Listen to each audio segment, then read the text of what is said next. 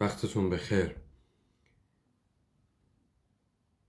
من در دیبیت گذشته از مفاهیمی چون مردم استفاده کردم و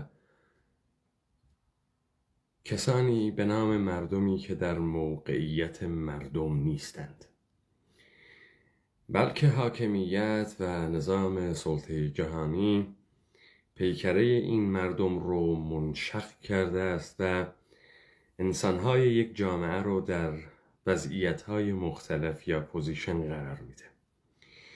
به خاطر اینکه این مبحث رو بیشتر بفهمیم و بیشتر درک بکنیم که منظور ما چه بود و اهداف ما چه خواهد بود، من در این دیبیت سعی میکنم یک کارگاه آموزشی تحلیل سیاسی و اوضاع سیاسی روز سرزمین خودمان را داشته باشیم. ببینید، همه ماها در طول روز و در طول سالان متمادی که زندگی کردیم با یک سری از چهره‌ها، با یک سری از افراد، با یک سری از کلمات یک آشنایی ملموس همیشگی داریم. اینها در ذهن ماها تصاویر ثابتی رو ساختن و توانسته‌اند روایت‌های ثابتی رو نیز پایه‌گذاری بکنند.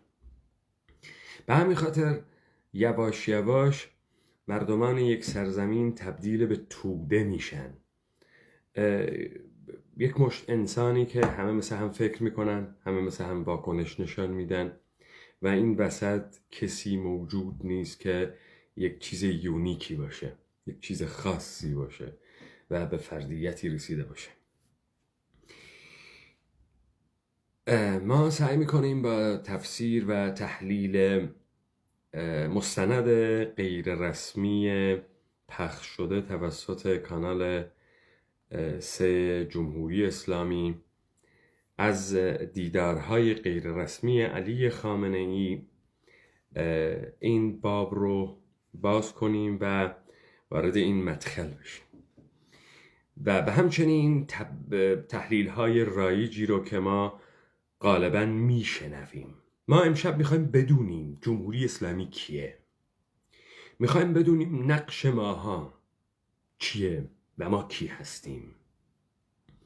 هدف علی خامنه‌ای و بیت رهبری علی خامنه‌ای از ساختن و انتشار این مستند چه بود؟ طبیعتاً رسانه‌های وابسته و کلونی سیستم دولت ایرانی سعی خواهند کرد تحت لوای اپوزیسیون و متخصصین هر کسی جوری این داستان رو اونطوری که بهش دستور داده شده در اون چارچوب فکری حفظ سیستم تحلیل بکنه. پس شما با یک سری الفاظ مثل رهبر فرزانه پوپولیست مردم فریب روبرو میشید و این تبدیل به کانون تحلیل رسانه‌های خارجی فارسی زبانی میشود، چون BBC و چون ایران اینترنشنال و وایس آف آمریکا و تمام اونهایی که این سالها در پی ذهنیت سازی بودن. و اصولاً اینجا چیزی به نام مردم، چیزی به نام نگاه مردم، چیزی به نام تحلیل مردم موجود نیست. ببینید، ماکیاول وقتی کتابی را به نام شهریار نوشت، The Prince نوشت، مورد هجمه‌های اخلاقی بسیاری از این بظاهر اخلاق مداران مسیحی واقع شد. اما در واقع کتاب The Prince ماکیاول یک سویه دیگری داشت و اون این بود که درسته در ظاهر ماکیاول داشت به شهریار نصیحت میکرد که چگونه قدرت رو به دست بیاره، چگونه قدرت رو حفظ بکنه و چگونه پایه‌های قدرتش رو که تثبیت کرده است متداوم بکند این قدرت رو. و تمام انتقادهای اخلاقی که به مکیاول میکردن به این خاطر بود که واقعیات رو گفته بود. آنچه که به نام فلسفه سیاسی بعداً در این دنیای غرب مد شد، آغازش با آقای مکیاول. اما نکته‌ای که اینجا مستتر بود و کسی ازش بحث نکرد این بود که اتفاقاً مکیاول با خطاب قرار دادن شهریار داشت به مردم میگفت که حکومت آن چیزی نیست که تبلیغ میکنه. حکومت برای خدمتگزاری و رساندن شما به رستگاری دنیوی و اخروی نیامده است. همچین رسالتی ندارد.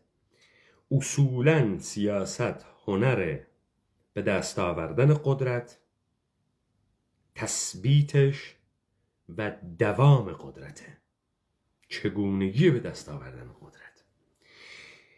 اگر این کتاب خطاب به شهریار بود، اما مردم هم میدانند که شهریار چه کار است، میدانند که او چگونه میخواهد رفتار بکند، میدانند او با مردم چه میکند. در نتیجه مردمانی آگاه به امور تولید خواهد شد. پس کتاب شهریار کاملا یک کتاب اخلاقی بود از سویه مردم و از نگاه مردم هم. ببینید علی خامنه‌ای یه مستند ساخته و انتشار داده به نام غیر رسمی و در این مستند دیدارهای کسانی تحت نام جامعه فرهنگی از شعرا و ادیب و دستاندرکاران رسانه‌های سمعی بصری گرفته تا سینما و تا گویندگان رادیو و تلویزیون، تا اونهایی که محصولات فرهنگی تولید میکنند رو در دیداری صمیمی و خصوصی با علی خامنه‌ای نشان میدهد. این بسیار مهمه، چون ما امشب میخواهیم اون سویه دیگر داستان رو بگیم.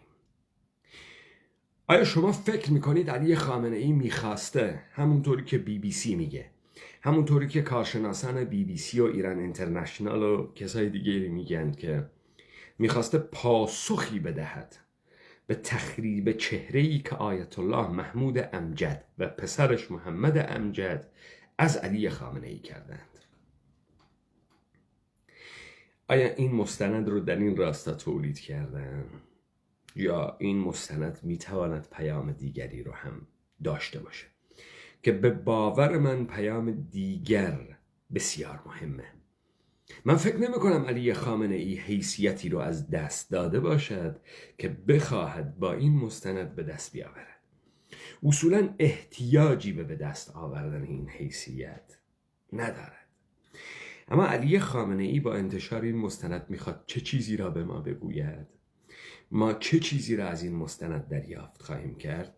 من سعی میکنم این رو توضیح بدم و زوایای مختلفش رو بررسی بکنیم. قبل از اون من سعی میکنم گوشه هایی رو از تحلیل و تفسیری که در تلویزیون اینترنشنال توسط کسانی مثل آقای عرفان ثابتی و آقای مهدی خلجی و شخص دیگری از این فرشگردها شده رو برای شما پخش کنم و سوار بر مطالبی که اونها دارند به ذهن مخاطب میرسانند، من هم مطالبی رو اضافه بکنم و این داستان رو بست بدیم.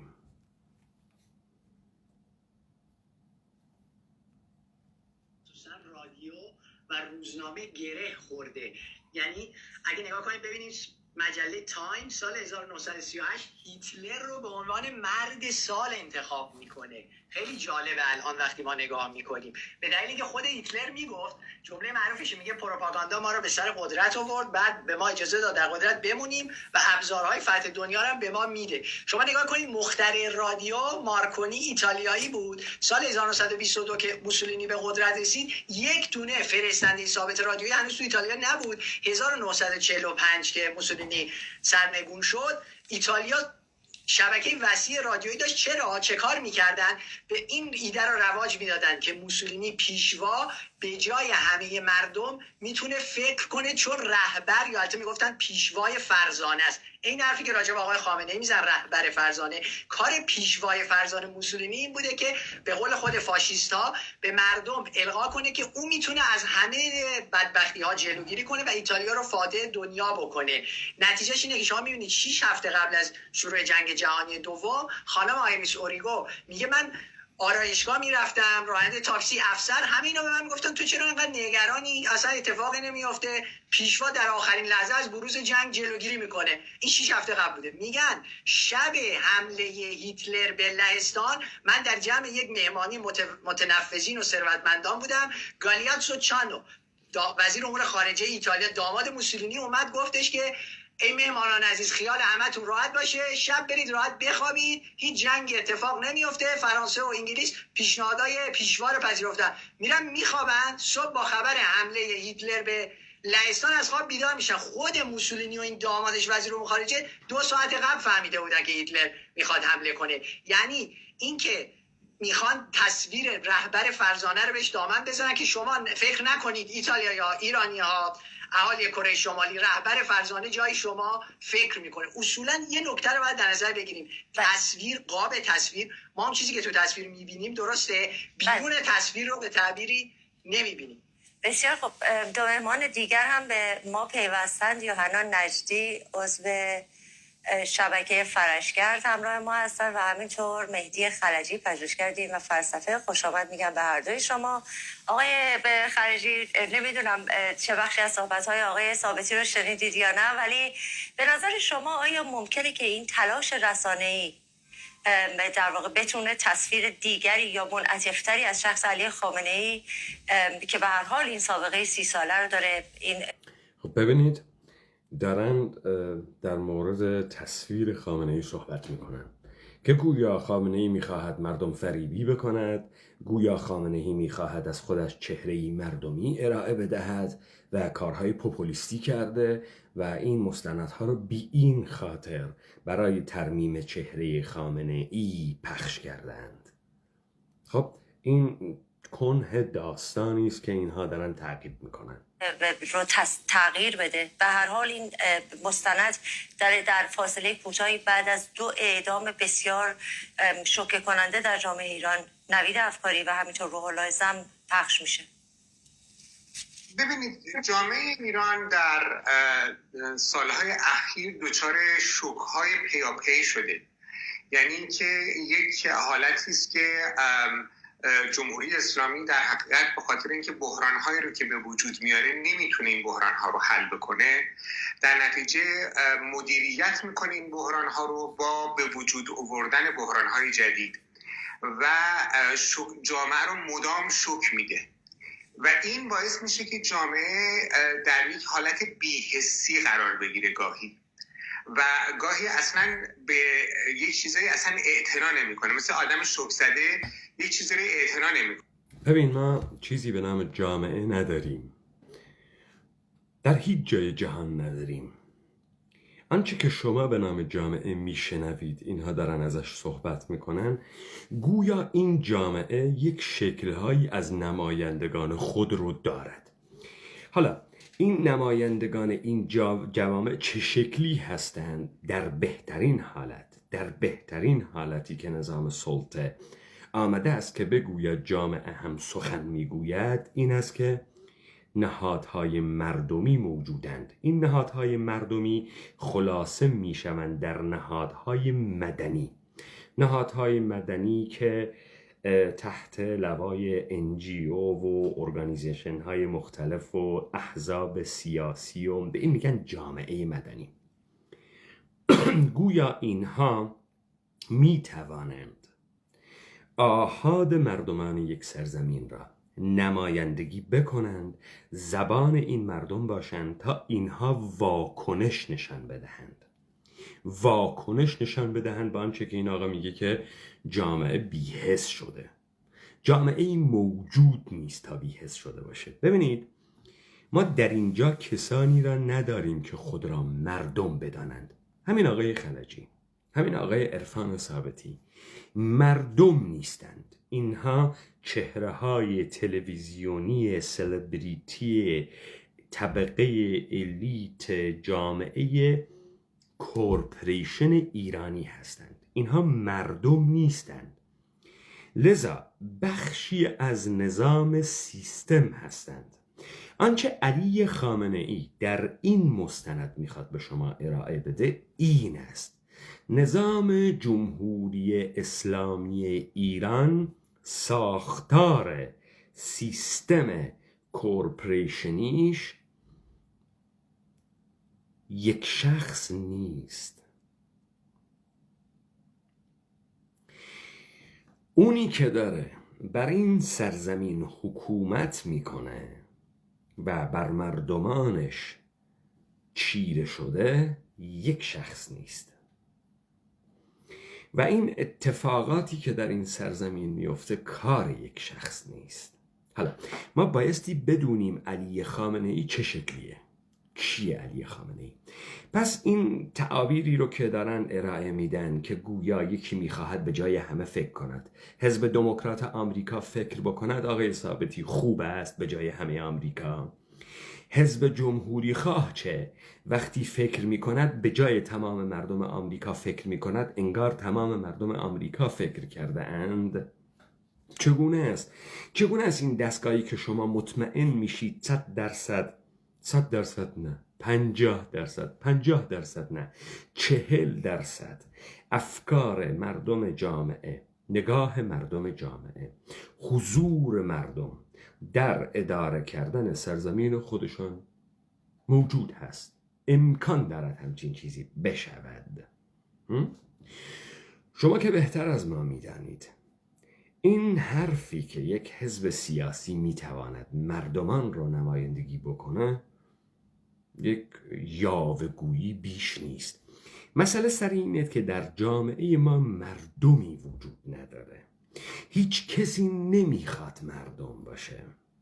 مردم در ناخودآگاه همه یعنی یک عده آدم بیسواد، یک عده آدم مفلوک، یک عده آدم بوجندو، یک عده آدم گرسنه، یک عده آدم بیسواد عقب افتاده، یک عده آدم غیر متخصص، یک عده آدم له شده. به اینا میگن مردم. ما بقیه دیگه مردم نیستن. چرا؟ بعد میشن قشر متخصصین، قشر فرهنگیان. اینها میشن مثلا خودیهای یک نظام، میشوند کارمندهای نهادهای مختلف، مدیران. توجه میفرمایید؟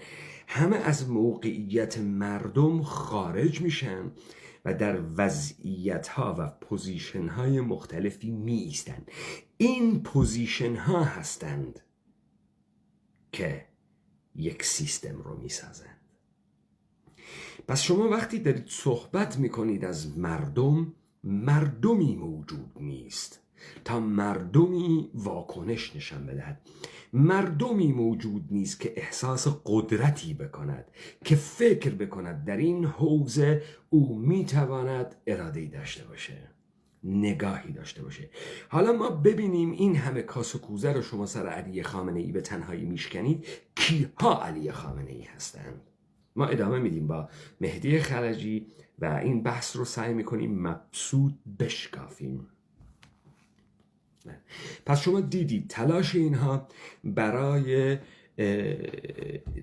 مخدوش کردن یک روایتی است از یک سیستم کلن انقیادگر. حالا فقط علی خامنه ای نباشه، 20 نفر باشه. حالا ما به این میرسیم، به این مطلب خواهیم رسید.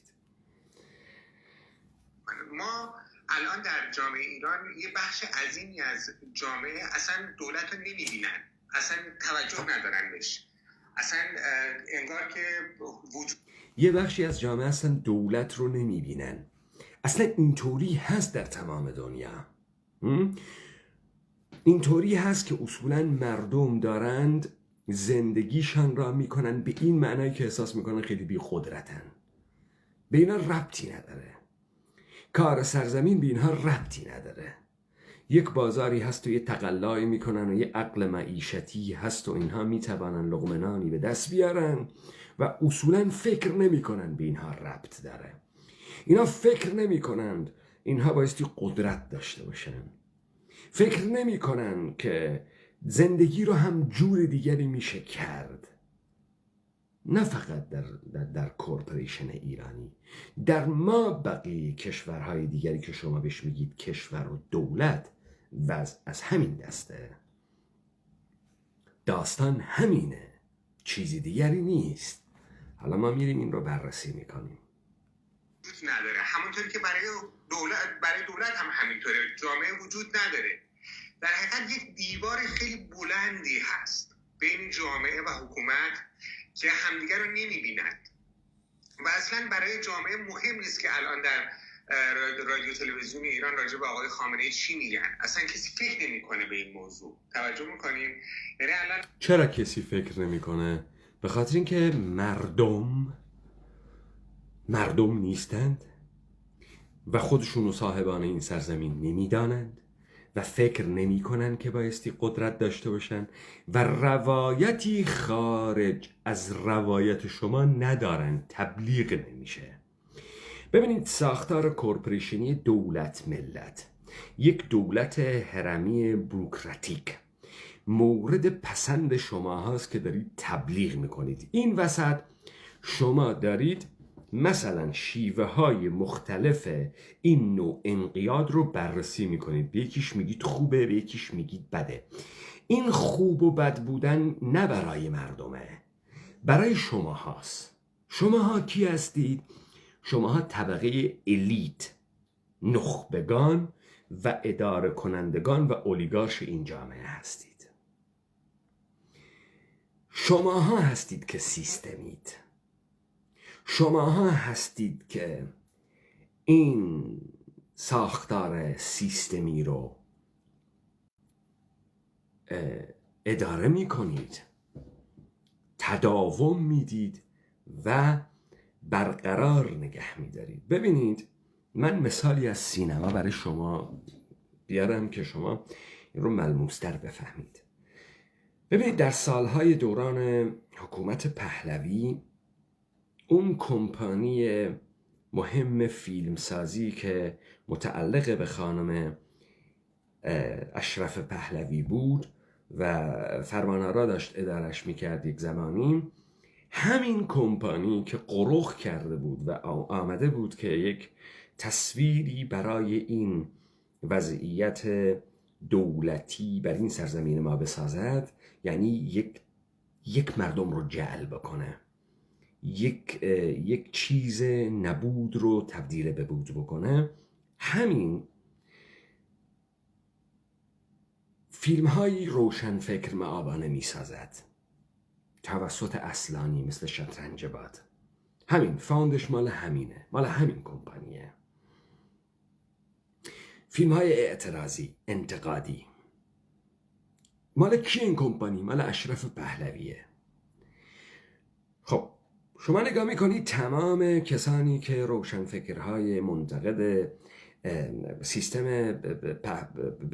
روایت پهلوی بایستی باشند یا محصولات فرهنگی رو که ارائه میدن یک جورهای تعبیر به انتقاد از سیستم روایت پهلوی است، همین توسط اشرف پهلوی اداره میشه، هدایت میشه، ساخته میشه، سرمایه گذاری میشه، مثل شطرنج باد اصلانی، مثل دایره مینای داریوش مهرجویی. اما در کنار این همین کمپانی فیلم های کافه کاباره‌ای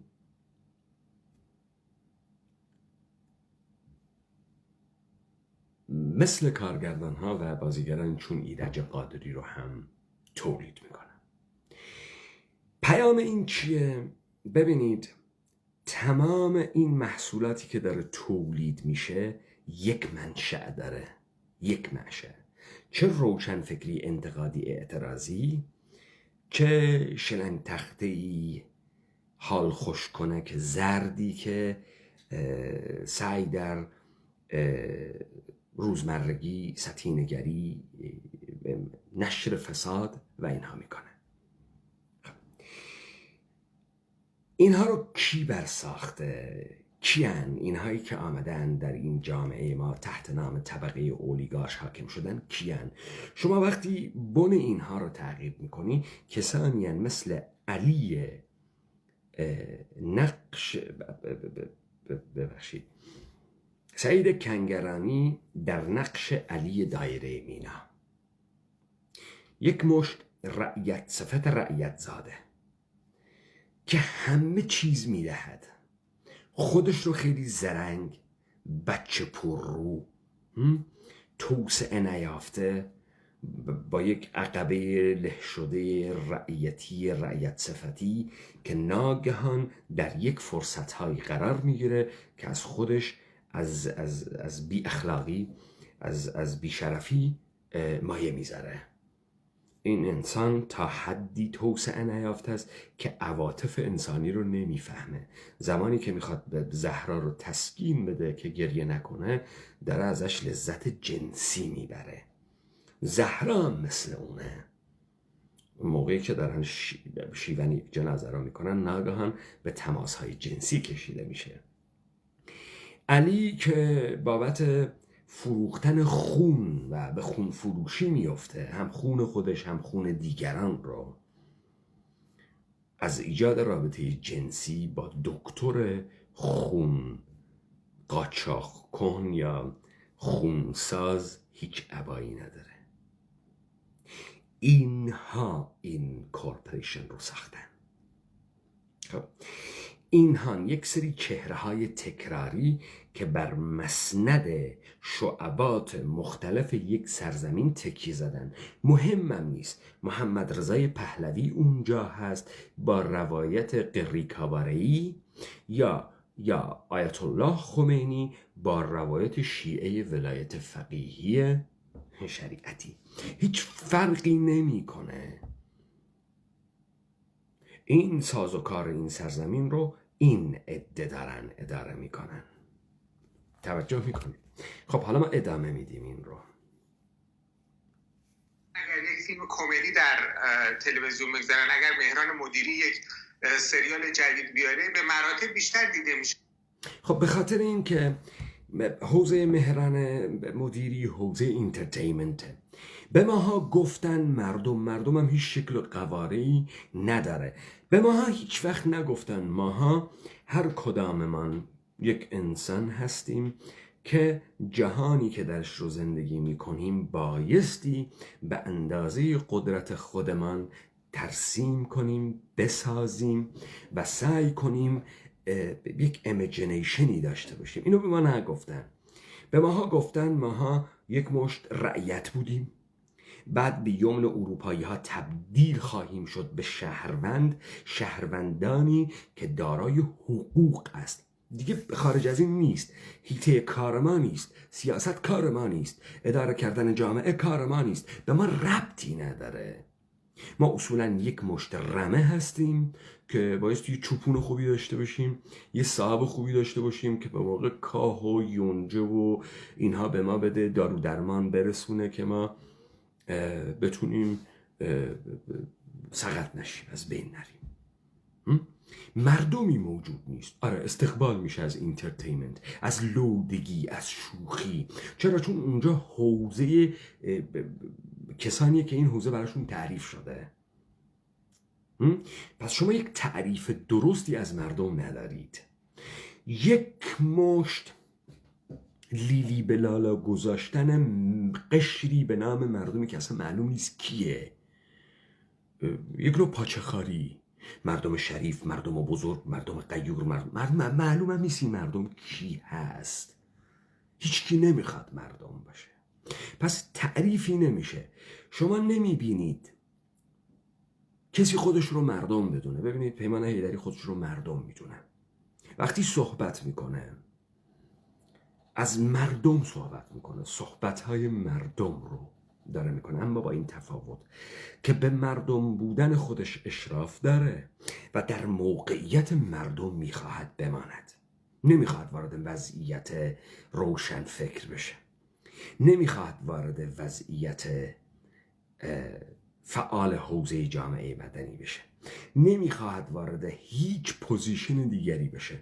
من در اینجا به عنوان بخشی عضوی از مردم میمانم و مردم رو تعریف میکنم، میگم مردم بایستی چه شکلی باشه. آنچه که اینها دارن در مورد مردم میگن یک تصویر وهم‌آلود غیر شفافه. مردمی وجود نداره. ببینید الان پیمان حیدری که داره صحبت میکنه، مردم صحبت میکنن، واجب میدونه بیاد اینها رو پاسخ بده. اما از کجا؟ از موقعیت مردم اینها رو پاسخ میده. اونها در موقعیت مردم نیستن، اونها در وضعیت روشنفکر، اساتید متخصص، چیزهایی برتر از خارج از مردم ایستادن.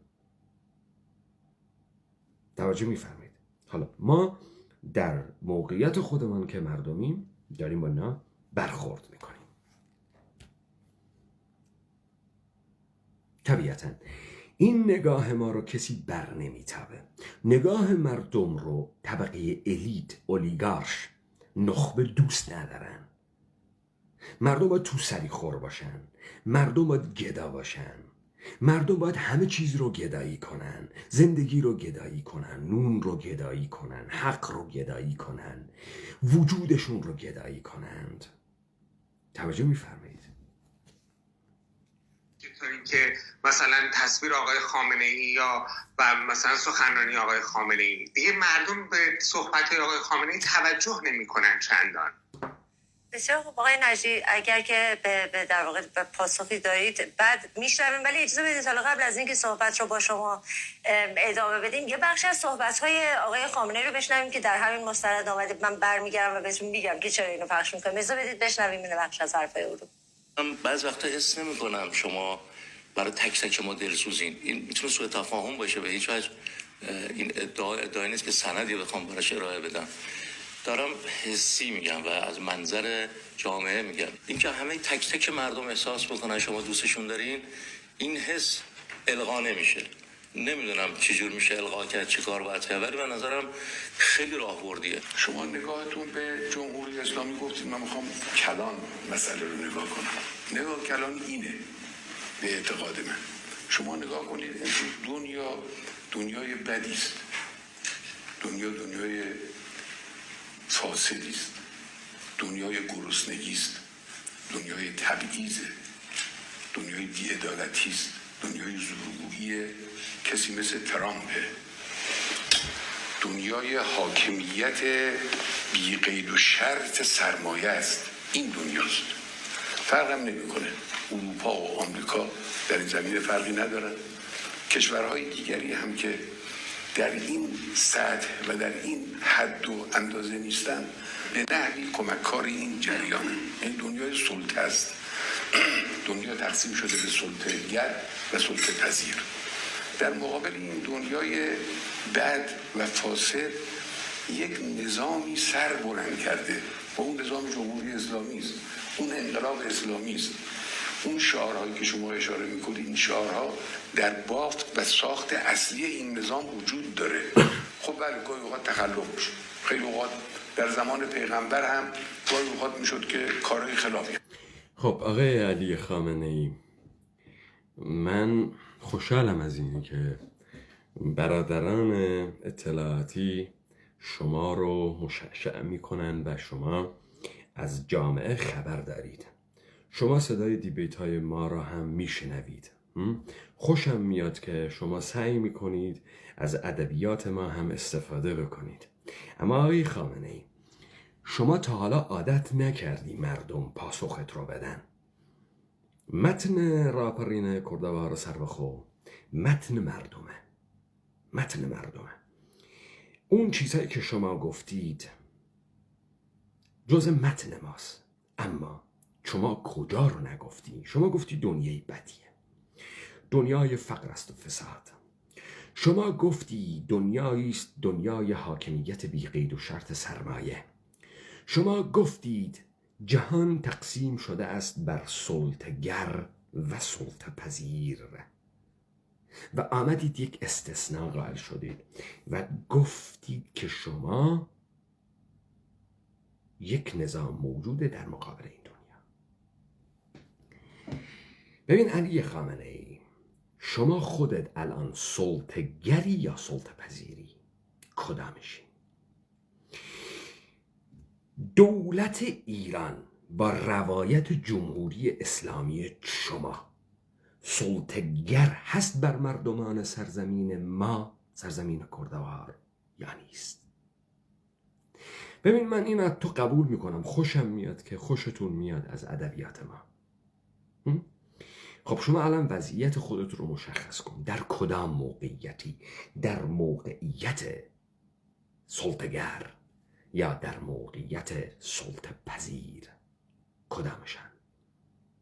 ببینید شما بخشی از این جهان سلطه هستید، شما یک برنچ از شعبات کورپریشنی دولت ملتی نظام جودو کریستیانیتی و یهود جهانی هستید. شما عاملا سیستم شما، اون سیستمی که الان بر اون جامعه سوار کردید که داره مردم ما را از مردمی در میاره و 200 سال تلاش میکنید تمام مقاومت ها و واقعیت سرزمین ما رو باطل بکنید. حالا میخواید فاسد بکنید ادبیات ما را. نه، مردم موجوده و مردم از وجود خودش دفاع میکنه و شما رو به زیر میکشه. ببینید الان شما نگفتی خودت کجایی. ببین شما همین ایرانی رو که داری میگی، این سرزمین کلان کردواره که شما رفتید به یک شعبش چسبیدید، یعنی 4 کورپریشن ایران، ترکیه، سوریه و عراق بر سرزمین کلان کردوار سوار شده. هر کدام یک روایت داره. اساس کار شما چه شکلیه؟ اساس کار شما بر اساس ریخت دولت هایی است که و سیستمی است که نظام سلطه جهانی، دستگاه جودو کریستیانیتی و ادیان انقیادگر ابراهیمی ساختند. شما همونید دیگه، درسته؟ همون نظمید. چه تفاوتی شما با بریتانیا دارید؟ چه تفاوتی شما با ایالات متحده آمریکا دارید؟ چه تفاوتی با فرانسه دارید؟ شما همانید، همان سیستم مؤسساتی بروکراتیکی هستید که آمده اید، همان نهادهایی هستید که آمده اید بر یک سرزمین و بر نظم طبیعی یک سرزمین به نام جهان کردی حاکم شدید. و در این راستا تمام تلاشی رو که اونها کردن شما هم کردید. اونا قوه مجریه دارن، شما هم دارید. اونها تفکیک قوا کردن، شما هم دارید. اونا مؤسسات دارن، شما هم دارید. اونا بانک دارن، شما هم دارید. اونا کنترل پول رو در دست دارن، شما هم در دست دارید. اونها انحصار و خشونت رو در دست دارن، شما هم در دست دارید. درسته؟ اونها کنترل غذا رو میکنن، شما هم کنترل غذا میکنید. تمام اینها رو میکنید دیگه. چه تفاوتی بین شما و نظام سلطه جهانی هست؟ شما چگونه تنها رژیم معترضی؟ اینطوری نیست. اگر شما منظور در افتادن در قیاس بین المللی با قوانین بین المللی اینها، که شما این گونه نیستی. شما نظام سرمایه داری برات حاکم هست، شما گدایی میکنید نظام بازار را، شما نظام بازار نئولیبرالی را حاکم کرده اید از نوع کثیفش بر این جامعه و سرزمین ما. شما حتی اون ادعای احمقانه کره شمالی رو هم نمی کنید که یک نظام سوسیالیستی دارید تفاوت میکنه با نظام سرمایه داری. همون رو هم ادعا نمی کنید. خب پس اینه که شما اومدید این رو بردید، دوست دارید، خوشتون میاد، بعد میخواید اینا رو تبدیل بکنید به شعارهای انقلابی پشت سرتون، این در حد و قواره کورپوریشن یهودی آنوسی شما نیست آقای علی خامنه‌ای. شما خودت سلطه‌گری، خودت کارمند این نظام سلطه جهانی هستی. سیستمی که تو برش سوار شدی و تو در رأسش قرار داری ظاهراً سیستم یهود ساخته است. همان داستانه و ماها نمیخوایم. شما دوست داشتی مثلا اینی که داری میگی راست باشه، بعد معترضی افتخار میکنی به این. ما نمیخوایم تو سلطه‌گر باشی، نه تو سیستم تو بر ما سلطه بکنه. ما سلطه پذیر نیستیم. کرد بودن، انسان کردی بودن، انسان سلطه ناپذیر است، انسان فرمان نابردار است، از دیگری انقیادگر، از انقیاد فرمان نمیبرد، به انقیاد در نمی آید. و شما چه کار کردید؟ شما آمدید که مردمان ما را به انقیاد بکشید، مردمان ما را نابود بکنید تا این روایت بر مردمان ما چیره بشود، درونی بشود و ماندگار بماند. توجه می‌فرمایید؟ چگونگی جهان ما و پارادایم کردی کاملا مشخصه. حالا ما ادامه میدیم صحبت‌های این تحلیلگران رو. پس اینجا مردم داره صحبت میکنه، نه فرهنگیه، نه سینماکاره، نه کارگردانه، نه شاعر درباره، نه شاعر جزء انجمن قلمه، نه نخبه و روشنفکر است که یک سهم نخبگی و روشنفکری میخواهد، نه ذهنیت سازان جامعه است، نه مردمه. مردم داره صحبت میکنه و پاسخ شما رو میده. پس اگر سلطه‌گری بد است، شما خودت عین سلطه‌گری هستی، نظامت و سیستمت عین سلطه‌گری است و بایستی بنیان این نظام رو از بیخ برکند و مردم ساخت. آنچه که در سرزمین ما اتفاق افتاده، ما از مردمی در آمدیم، بایستی مردم ساخت. مردمی که بداند قدرت آن است که بر سر تو سروری نباشد و این عین قدرتی است که او بایستی داشته باشه. سرور بودن یعنی خودت، نه آقای اون بالا بشینه، سیستمی اون بالا بشینه. این ممکن نیست. چرا ممکن بوده؟ چرا ممکن بوده و سرزمین ما این گونه بوده. ما به این میرسیم. حالا بذارید ما تعقیب بکنیم این داستان مردمی رو که شما نابود کردید. حالا دارید لطایف الحیل میگید و قشنگش میخواید بکنید. شما نه امیرالمومنین هم همینطور. آقای نجدی مقایسه‌ای بود با زمان علی ابن ابی طالب و همینطور پیامبر اسلام و اینکه به هر حال بپذیرند که بله مشکلاتی هست، ولی خب همه زمان‌ها وجود داره. شما چه نگاهی دارید به این تصویر پردازی که از شخص علی خامنه‌ای است؟ اینو هم در ضمن بگم آقای زرقامی جایی از قول او خوندم که نوشته تفریح این شب‌های او این هست که رسانه‌های خارج از کشور رو نگاه میکنه و میخنده به اون چیزی که گفته میشه در ارتباط باشه. حالا توضیحات شما رو میشنوید. سلام عرض می‌کنم حضور شما، میهمان‌های محترم و همه بیننده‌ها فارسی زبان‌های عزیز هر جا که هستن. ببینید یک مستند 47 دقیقه‌ای تهیه شده و پخش شده، قسمت دومش هست. خیلی اطلاعات و در واقع تحلیل خوبی میشه در این زمینه ارائه. اتفاقاً اطلاعات خوبی هم ما دریافت می‌کنیم، یعنی میشه گفت به قول مرحوم هوشنگ گلشیری پیام دریافت شد. من به چند نکته اشاره میکنم. یکی این که ببینید ما علاوه بر مفاهیمی که دوستان ارائه کردن به درستی نسبتش با سرپ و پا طی این چند سال اخیر و تاکیدش رو این که این مستند بعد از سال 95 تهیه شده، یعنی اینکه تمام به اصطلاح فعالای این فعالای فرهنگی از این سرپ و پا مطلع بودن و دست کم شما میبینید که بخششون مصاحبه‌های بعدش هست، یعنی با علم به این کشتارها، با علم به شلیک سپاه به هواپیمای اوکراین هست که اطلاع پیدا کردن و رفتن در این مسابقه شرکت کردن. اما نکته این هستش که ببینید مردم میدونن که عامل اصلی کشتارها در کشور علی خامنه‌ای است. دستگاه نه، عامل اصلی کشتارهای مردم شماها هستید. توجه بکن، علی خامنه‌ای دوچار چیز نمیشه. علی خامنه‌ای ری نمیکنه، همچی مثل برنج شمال بزرگ بشه همه جای این سرزمین باشه. علی خامنه ای شماها هستید، شما تمام اون آدم هایی که میخواهید یک زمانی بروید یک پست کلیدی مدیریتی حکومتی داشته باشید و بر سر این مردمان ما سلطه بکنید. شما سلطه گرید، شما یه مشت جوجه سلطه گرید که در بیرون گود ایستادید. حالا مشکلتون با علی خامنه ای اینه که در این نظامی که اینها طراحی کردن فعلا وضعیت شما مناسب شما نیست. شما 2 پله بالاتر رو میخوای، تلاش میکنی، شما به این میگید پیشرفت.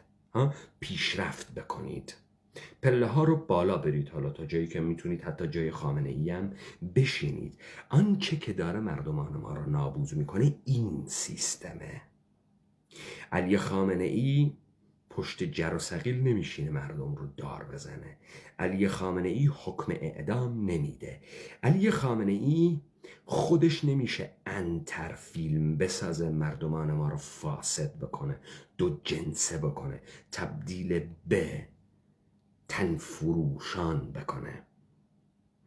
علی خامنه ای به تنهایی این کارها رو نمیکنه. ابراهیم حاتمی کیا میکنه؟ بهروز افخمی میکنه، رادیو جوان میکنه، رادیو تهران این کار رو میکنه.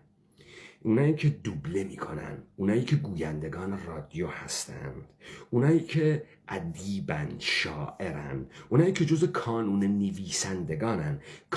کانون نویسندگان مردم نیست. ایادی سینما مردم نیستن. سلبریتی ها، هنرپیشه ها، اینا هستن ذهنیت تسلیم پذیری رو در ذهن ما مردم میخوان حک بکنند. یک زمانی با اشرف پهلوی این کار رو میکردن. اشرف پهلوی رفت، پدر پیشگان امروز با کی دارن میکنن؟ با دستگاه علی خامنه ای، با روایت جمهوری اسلامی.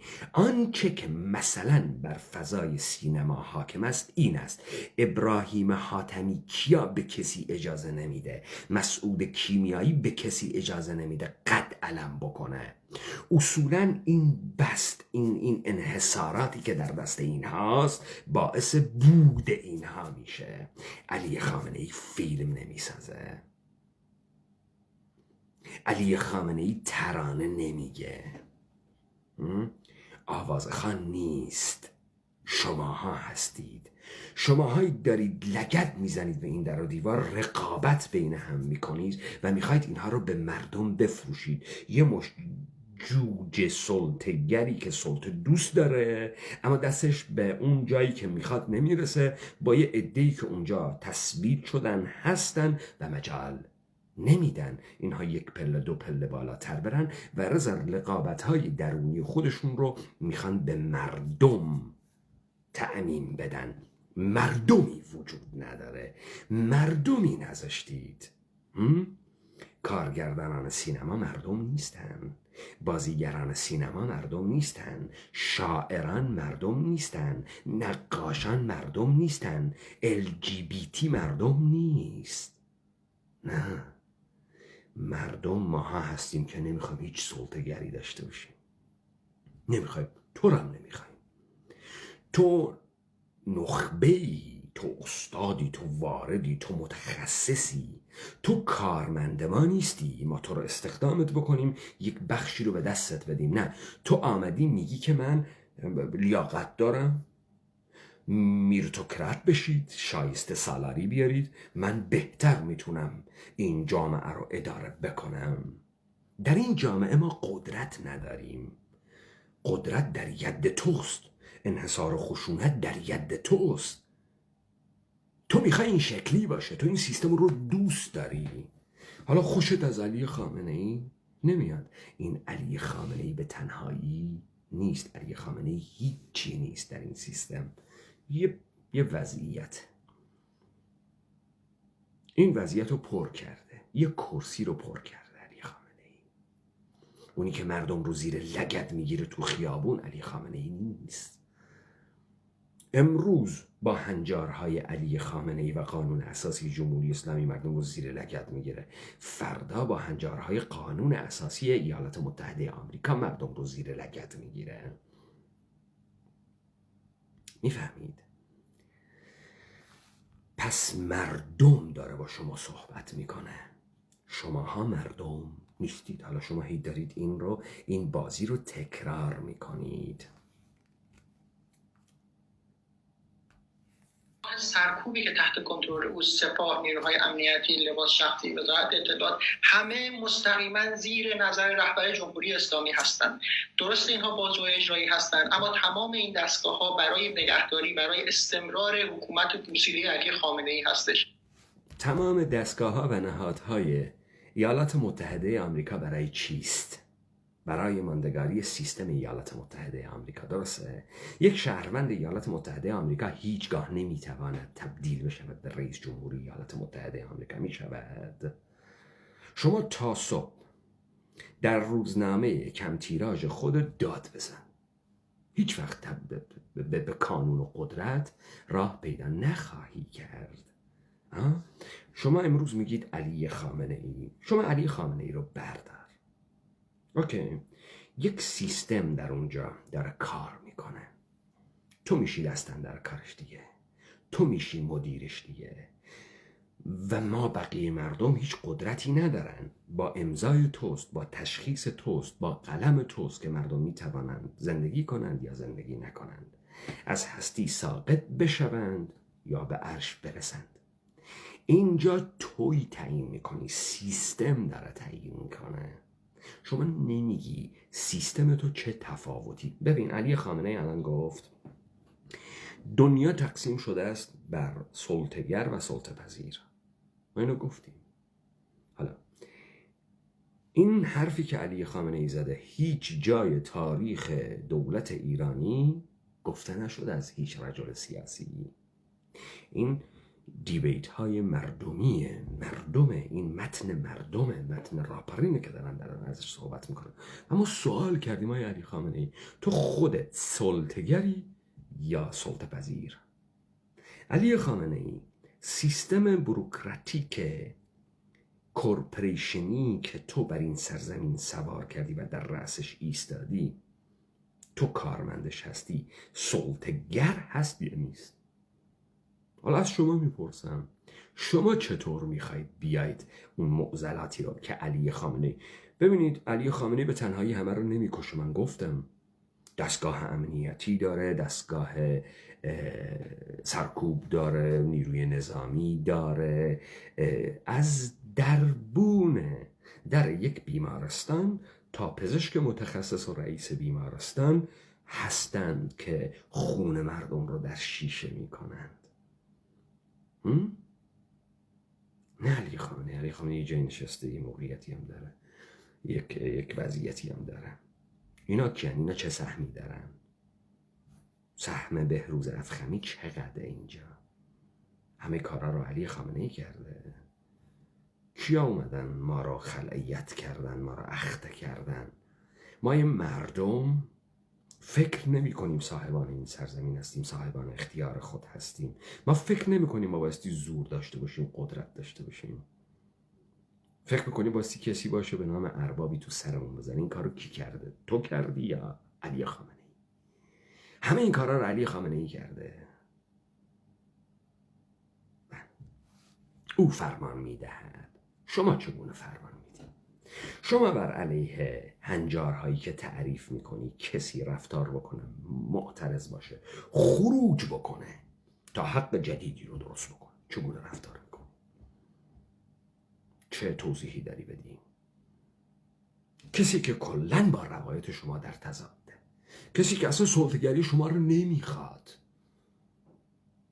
نمیذاره، میخواد تمام قدرتش رو در دست بگیره، اجازه نده هیچ سلطه‌گری به وجود بیاد، هیچ سیستمی درست بشه که هرمی باشه، که بخواهد انحصارات در دستش باشه، انحصار خشونت رو در دست بگیره، انحصار پول رو در دست بگیره، انحصار غذا رو در دست بگیره. این اجازه رو نمیده. شما نظرتون چیه؟ نه. و گروه های به ظاهر مختلفی مثل اصلاح طلب و اصولگراها.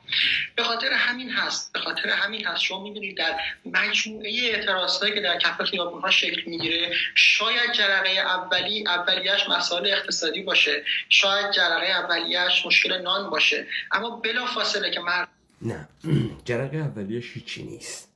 جرقه اولیه‌اش بیت رهبری و سپاه پاسدارانه.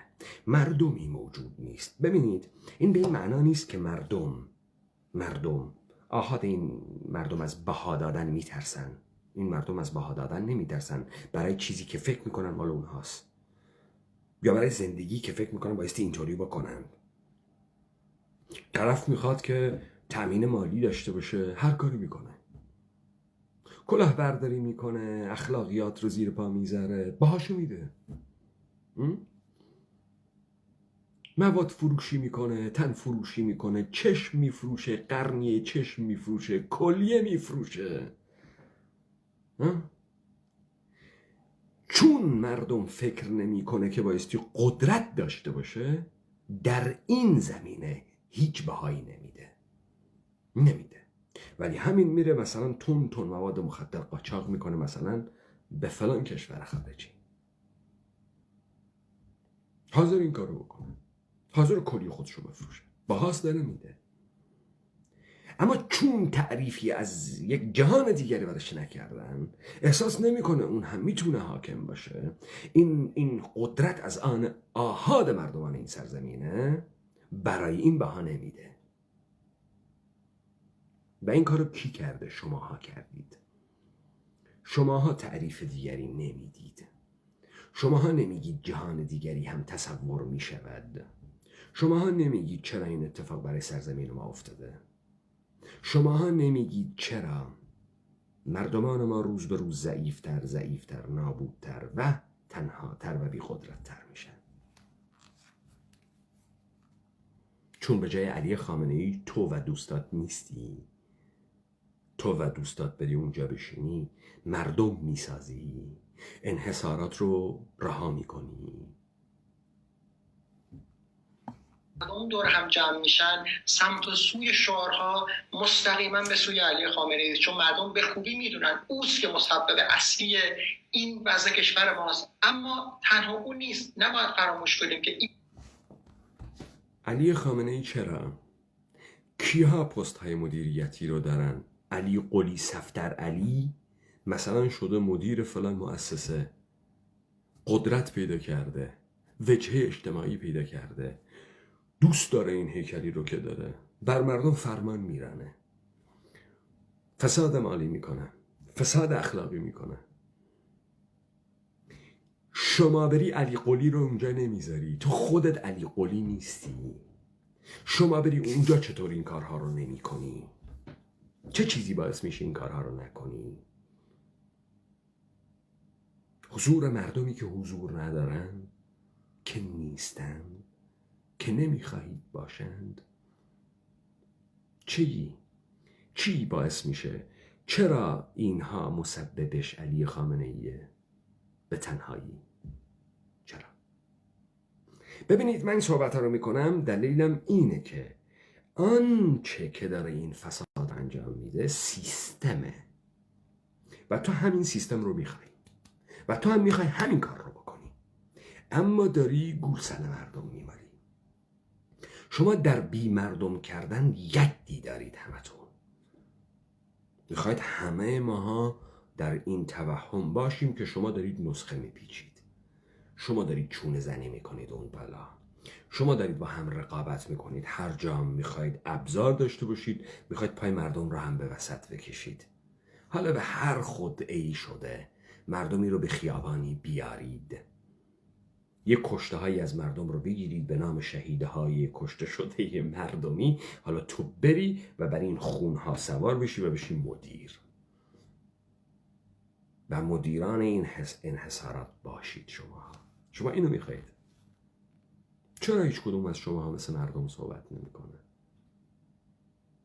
همتون در وضعیت خودتون نشستید، از وضعیت خودتون دفاع میکنید، یه چیزی بیشتری میخواید. مستند غیر رسمی تلاشی داره علاوه بر اینکه یک چهره غیر واقعی از علی خامنه‌ای نشون بده، بلکه فراتر از اون به باور من تلاش داره یک چهره غیر واقعی از علی خامنه‌ای نشون میده. اینه که علی خامنه‌ای با یه عده داره صحبت میکنه، مشورت میکنه، میگه چه کار کنیم خوبه، چه کار کنیم بده. چنگیز مغول جعلی هم همین کار رو میکرد. دیکتاتورترین آدم دنیا هم این کار رو میکنه، مشورت میکنه، همه کارا رو که انجام نمیده. چیش غیر واقعیه؟ اینه که تو میری با مردم صحبت میکنی اما علی خامنه‌ای نمیکنه. داری دروغ میگی. شما داری دروغ میگی. هیچ کدام از این رهبران کشورهای دنیا نمیان تو خیابون با تک تک مردم صحبت کنن. چه چیز این غیر منتظر است؟ اتفاقا علی خامنه‌ای داره بهت میگه که ببین جمهوری اسلامی من نیستم به تنهایی ها. ابراهیم حاتمی کیاست؟ بهروز افخمیه، سیروس مقدمه، شماهای جمهوری اسلامی، تریبون تویی که نشستی اونجا و داری ارتزاق میکنی از این. علی خامنه‌ای بیجا میکنه تکون بخوره سر اون کرسی، چون تو نونتو از دست میدی، موقعیتت رو از دست میدی، پوزیشنت رو از دست میدی. این شخصیت رو که برای خودت ساختی، این امکاناتی رو که برای خودت فراهم کردی زیر این روایت، تحت نام این روایت، از دست میدی. علی خامنه‌ای میخواد این نشونت بده که من نیستم، به تنهایی من نیستم. شما برو همونایی که برای شماها، ببین شما نوک تیز پیکانتون رو به طرف علی خامنه‌ای به تنهایی نشانه گرفتی، کسی یقه مهدی فخیمزاده رو نمیگیره. کسی نمیگه آقای مهدی فخیمزاده شما در کشتار مردم سهیم بودی. نه. ولی مهدی فخیمزاده جیباش از کجا پر و پول میشه؟ سریال ولایت عشق رو برای کی میسازه؟ دستگاه پروپاگاندای کی رو داره هدایت میکنه؟ سیستم دولت ایرانی. ابراهیم حاتمی کیا چه سهمی داره؟ او هیچ سهمی نداره در این سیستم. کانون نویسندگان سهمی ندارن. شما ها به عنوان خبرنگار و اپوزیسیون و در رفت خارجی ها که خودتون رو نخبه و میروتوکرات میدونید و دوست دارید چای 3 سالاری باشه، شما ها سهمی ندارید. این ایران، این حکومت جمهوری اسلامی چه شکلیه؟ همش حوزه علمیه است. کیا هستن اینهایی که دارن ارتزاق میکنن عین زالو و دارن خون این سرزمین رو میمکن و از مردمانش مردمانی اخته میسازن؟ کیان اینا؟ من به شما گفتم اشرف پهلوی همون کمپانی رو اداره میکرد که فیلم های روشنفکری اعتراضی انتقادی درست میکرد، مثل شطرنج باد اصلانی، مثل دایره مینای مهرجویی. همون کمپانی فیلم های ایرج قادری رو هم درست میکرد. تو چی میخوای؟ جمهوری اسلامی برای شما همه چی درست میکنه. سیستم دولت ایرانی همه چی درست میکنه، همه چی موجوده. خانم لخت مینوشوپی جی ام تیوی، خانم محجبه چادری صدا و سیمای جمهوری اسلامی، همه چی داره. چی میخوای؟ اعتراضی انتقادی میخوای تو، مهدی خلجی، عرفان ثابتی، سیستم دولت ایرانی. حکومتی میخوای، ده نمکی.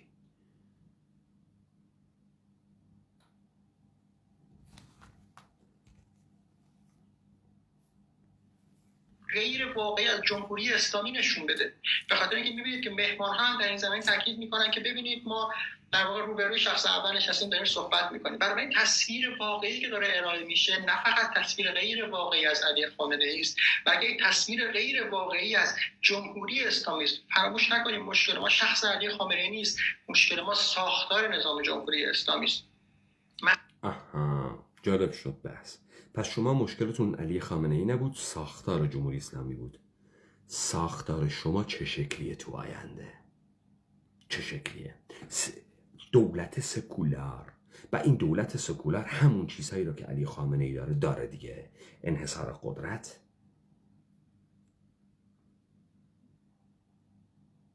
انقیاد قانون، انحصار پول، انحصار غذا داره دیگه، درسته؟ و این وسط مردم چی کارن؟ زور مردم کجاست؟ تو دزدی بکنی، جنایت بکنی، تو رو بگیره بکشه. کجاست؟ چه شکلی این زور؟ راهکارهای بوروکراتیک، شکایت دادگاهی.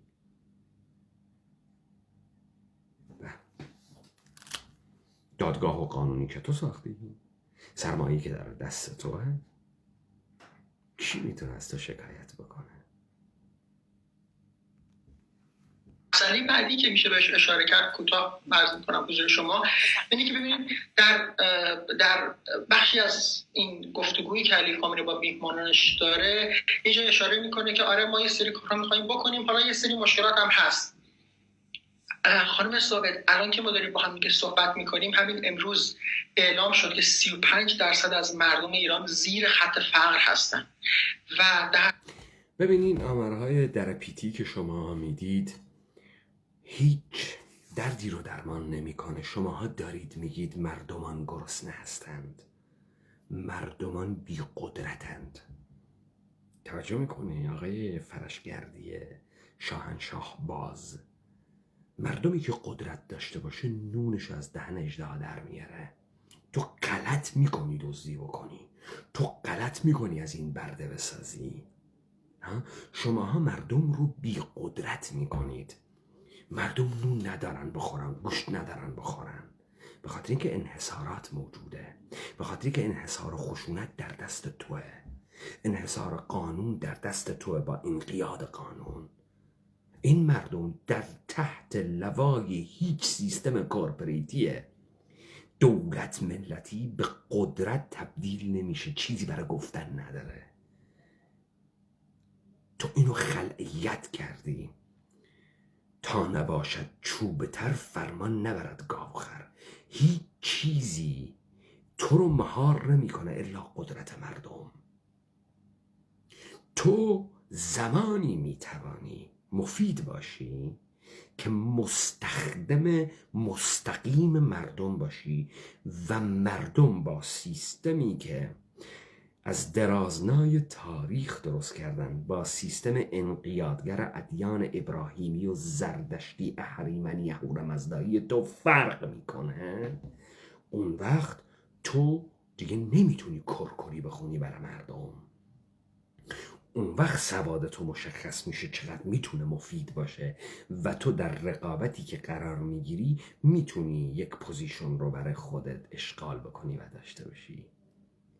شماها با این آمارهای آبدوخیاریتون میخواید یک مشت مفلوکی بسازی که مثلا تو دایه مهربانتر از مادری یک عمر ریاضت کشیدی، یا اینکه در دانشگاه‌های تهران و دانشگاه‌های کشورهای خارجی به شما درس اخلاق دادن، شما همه پسر پیغمبرید، دزد نیستید، فاسد نیستید، وسوسه نمیشید، شهوت ندارید، هیچ کدوم از اینها رو ندارید. تو بری جای علی خامنه‌ای بشینی خیلی پسر خوبی هستی، خیلی. تو بری در اون سیستم حاکم بشی، یک پست مدیریتی داشته باشی، خیلی آقای خوبی هستی، دزد نیستی، فاسد نیستی، پدر سوخته نیستی. نه نیستی. معلومم نیست چطوری نیستی، چه کار میکنی که نیستی. چرا شماها همتون دست جمعی به جان مردم افتادید که بی مردم بکنید یک سرزمینی را؟ چرا دوست ندارید مردم قدرت داشته باشن؟ چرا میخواید راه و روش پیشنهاد کنید؟ چرا میخواید این مشت رمه درست کنید؟ رام باشه خوشگله، فرمان میبره، بهت شیر زیاد میده، تا تو تحت نام نخبه و الیت و طبقه و اولیگارش خوب بچری، خوب گنده بشی. این بازی مردم نیست. مردم اونی که دارم من میگم. شما مردمی. پایین شاید در ماه 25 گرم گوشت میخورن.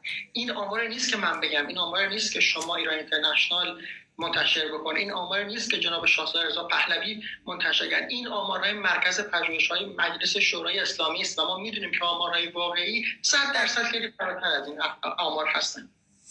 بسیار خوب آقای خلجی، در بخشی از این گفتگو در بخشی از این مستند تلاش میشه که یه تصویر روشنفکر دموکرات از شخص علی خامنه‌ای تصویر بشه. به نظر شما این اولین باری که همچین تلاشی صورت میگیره؟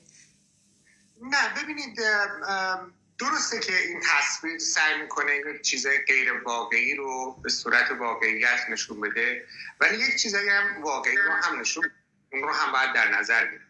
از جمله همونطور که آقای نجدی اشاره کردن، ما تعداد زیادی از هنرمندای سرشناس مملکت میرن پیش آقای خامنه‌ای و در حقیقت نه تنها مشروعیت میدن به رهبری او، موقعیت او، کارکرد او، عملکرد او، که از او یک تصویر هنری، فرهنگی و ادبی میسازن، مثل شب‌های شعر. این خیلی مهمه. چرا؟ به خاطر اینکه هیچ کدوم از این آدما با زور سرنیزه نرفتن پیش آقای خامنه‌ای، همه انتخاب کردن برن، یعنی در آزادی کامل این کارو کردن. و این نشون میده که جمهوری اسلامی آقای خامنه‌ای نیست. اگر جمهوری اسلامی 40 ساله که باقی مانده، به دلیل این نیست که اسلحه داشته، قدرت سرکوب داشته فقط و یه مش گنگستر هستن اون بالا و اونا دارن اداره میکنن. یک بخش مهمی از بقای جمهوری اسلامی رو دوش همین هنرمندا، همین دانشگاهی‌ها، همین اهل به اصطلاح فرهنگ هست که در حقیقت یکی از پایه‌های مهم بقای جمهوری اسلامی رو اینها میست. بسیار عالی آقای مهدی خلجی، عین خودت، عین خانومت. ببینید، شما درست گفتی، کاملا درست گفتی، این تصاویر واقعی است و علی خامنه‌ای میخواد به شماها بگه چرا شماها با بهروز افخمی در نمیافتید بهش بگید جنایتکار؟ چرا به اون سربازی که تنابی رو میندازه گردن کسی و اعدام میکنه نمیگی جنایتکار، خلعیتش میکنی بهش میگی مأمور و معذور؟ چرا تو با مأموران اطلاعاتی امنیتی، با سپاهی های بیشرف، با ارتشی های بیشرف تو طرف نمیشی؟ چرا؟ چون تو یه رقابتی با علی خامنه‌ای داری، یه موقعیت رو برای تعریف کردن. همه شماها کارتون حفظ سیستمه.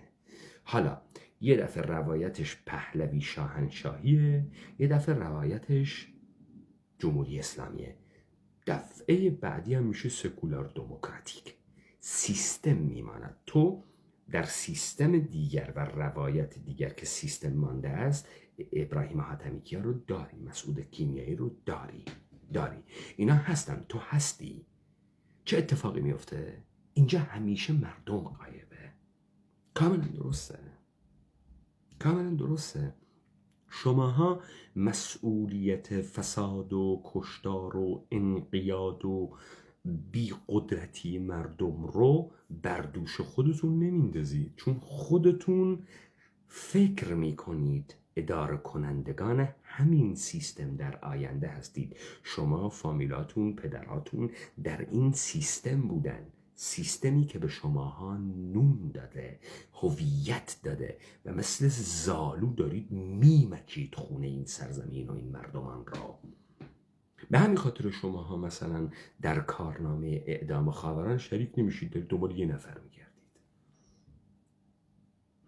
چرا؟ مسببین این کی بوده؟ از شجریان ایران سرای پرگوهرت گرفته تا تفنگت را زمین بگذار، تا فاقه آتشینو، تا تمام مطربای سیاباز، همگی شماها سیستمید، بخشی از سیستمید. چرا میخواید تمام اینها رو گردن علی خامنه‌ای بندازی؟ بازیه.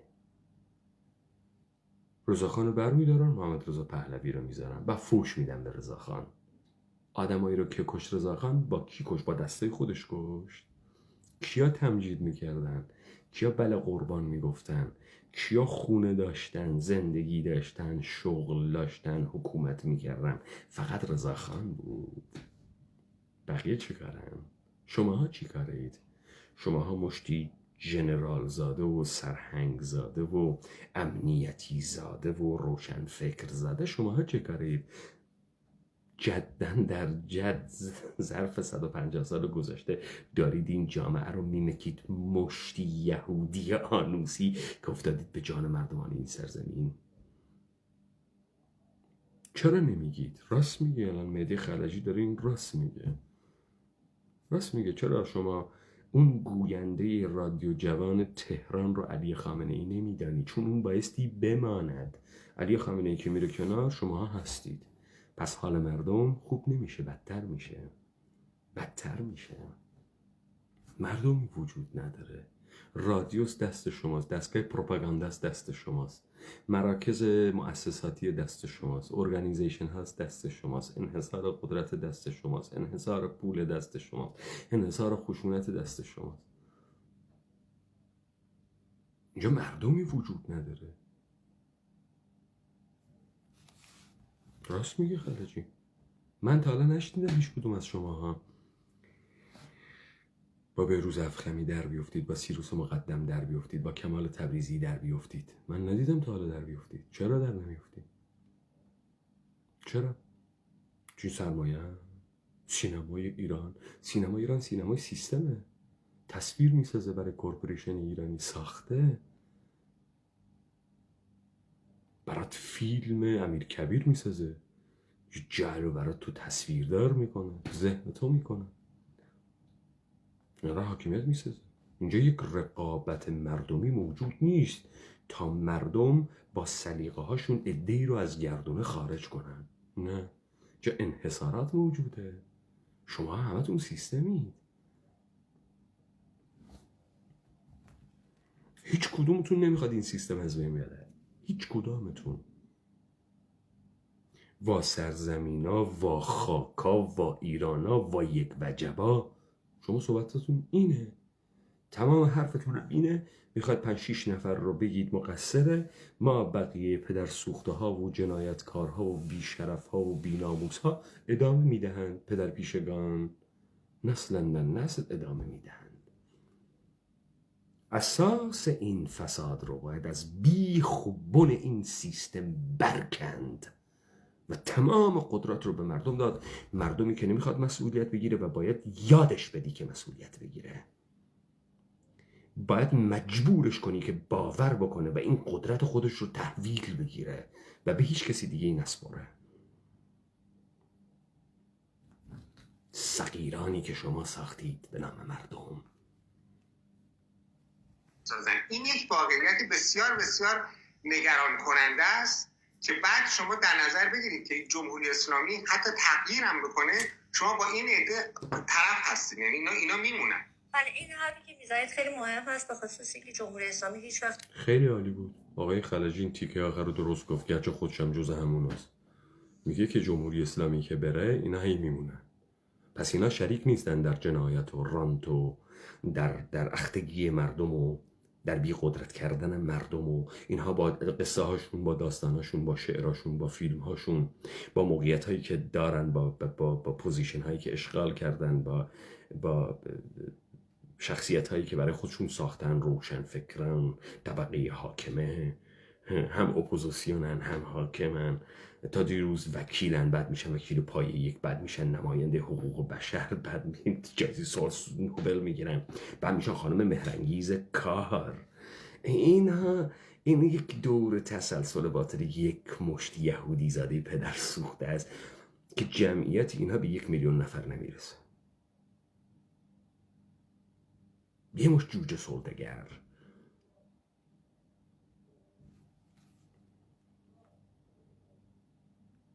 تا الان با بحران عدم مشروعیت در این وضع و عمق روبرو نبوده. بحران عدم مشروعیت در مقابل کی؟ مردم. کدام مردم؟ 4 تا پیزوری پدر سوخته تحت نام احزاب مختلف و تحت نام جبهه های مختلف مردمن. کدام مردم؟ مشروعیتش در بین کدام مردم مرده؟ کدام یک از مردمان این سرزمین ما خودش رو مردم میدونه و معتقده که حاکم مردم است و مردم بایستی اراده هیچ کسی رو برنتابد؟ کدام یک از این مردمان ما اینطوری فکر میکنند؟ کدام مردم؟ ببین خزعبلاتی رو که دارن تحویل میدن، رقابت‌های درونیشون رو در روایت‌های مختلف، در پوزیشن‌های مختلف، بازی‌هایی رو که انجام میدن میخوان به مردم تعمیم بدن.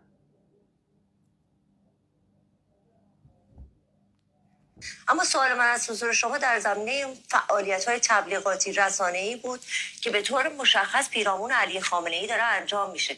فعالیت‌های تبلیغاتی رسانه‌ای رو شماها دارید میکنید که دارید میکنید. شما بخشی از این فعالیت هستید. چه کاره شما اگر این شغل ازت بگیرن چیکار دیگه میتونی بکنی؟ پیاز میتونی بفروشی، کشاورزی میتونی بکنی، تولید هم میتونی بکنی؟ نه، تو کارت پروپاگاندا است. تو خودت جز این سیستمی، سیستم نه افراد. شماها همتون روزنامه نگارید، خبر نگارید، مجری تلویزیون هستید، چهره سلبریتی هستید. شما فرق میکنید. شما کسانی هستید که وقتی میگید ایران شماها هستید دیگه، کس دیگه ای نیست. علی آقای علی آباد کتوی بدبخت مفلوک تایرخواب، گورخواب، کارتونخواب، شیره‌ای، تریاکی، معتاد، تزریقیه از نظر شما. یعنی چی پروپاگاندا؟ یعنی تو جز این پروپاگاندا نیستی. تو میتونی پیازم بفروشی اما قدرت بخوای، اما بگی که من دوست ندارم کسی برام حکومت بکنه، دوست ندارم کسی به من چیزی رو القا بکنه، دوست ندارم کسی چیزی رو قید بر من بکنه و من هر جایی که احساس بکنم کرامت انسانی و آزادی و اختیارم از بین میره خروج میکنم و در مقابلش میستم. اینطوریه؟ اینطوری باشه شماها کجاها قرار میگیرید؟ این انحصارات و زد و بندهاتون رو از بین ببرن، چند نفراتون این لیاقت، این پوزیشن هایی رو که گرفتید رو داره؟ مجری بهتری از تو نمیشه، تحلیلگر بهتری از تو نیست. کیا به شما رنت میدن، شما رو تبدیل به چهره میکنن؟ بشمریم شماها رو، بشمریم چهرهاتون از 5000 نفر خارج نمیشه، ولی هی تکرار میشید در این رسانه، تکرار میشید.